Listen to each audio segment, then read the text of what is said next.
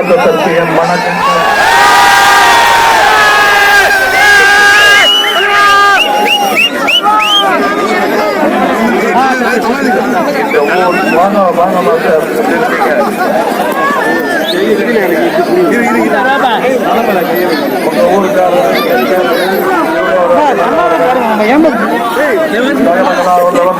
தம்பி போன்ற படங்களில் எனக்கு வாசியாராக சண்டை பயிற்சி கொடுத்தவர்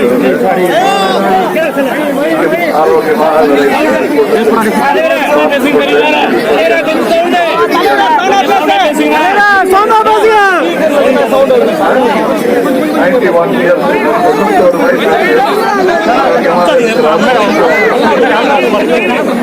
இவர்களை பார்த்து கற்றுக்கொள்ள வேண்டும். ஆரோக்கியமாக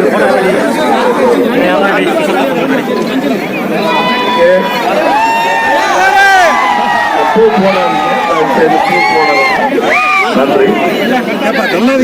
இங்கே இது காமராஜர் அவர்களை ஜெயிக்க வைக்கவும்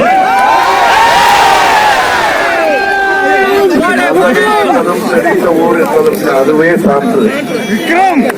மக்கள் நீதி மையத்திற்கும் இங்கே நல்ல வரவேற்பு இருக்கும், நேர்மைக்கும் இங்கே வரவேற்பு இருக்கும்.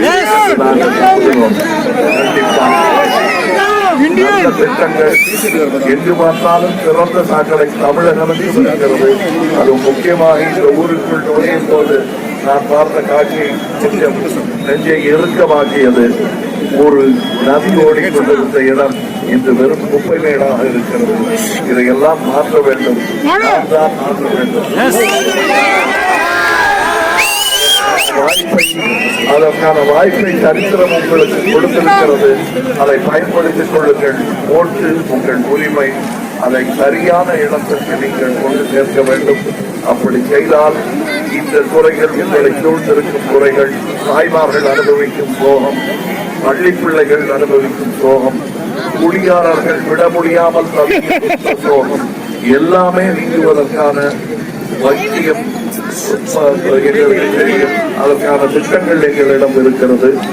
இல்லத்தரசிகளுக்கு ஊதியம் என்று சொன்னதும் அதை கிண்டல் அடித்தார்கள். இன்றும் சிலர் கிண்டல் அடிக்கிறார்கள். ஆனால் அது நிகழ்ந்தே தீரும்.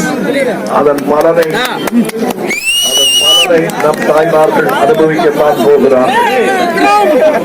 இங்கே வேலையில்லா திண்டாட்டம் என்று சொல்லிக் கொண்டிருக்கும் இளைஞர்களுக்கு ஒன்று சொல்லிக் கொள்கிறேன்.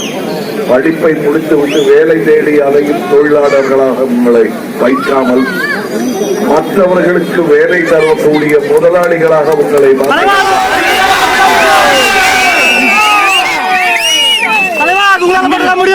எல்லோரும் ஒரே படிப்பு படித்தால் படித்தவர்கள் கூட்டம் கூடுமே தவிர அந்த படிப்புக்கான வேலைகள் எல்லாம் நிரம்பி இருக்கும். நீங்கள் உங்கள் திறனை மேம்படுத்திக் கொள்ள வேண்டும். அதற்கான குறுகிய கால திறன் மேம்பாட்டு மையங்களை அமைக்கவிருக்கிறோம். ஏற்கனவே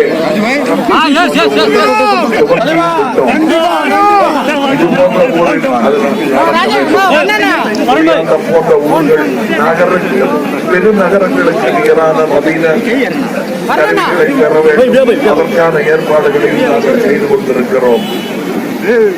பழையது கழித்தாக வேண்டும், புதியது புகுந்தாக.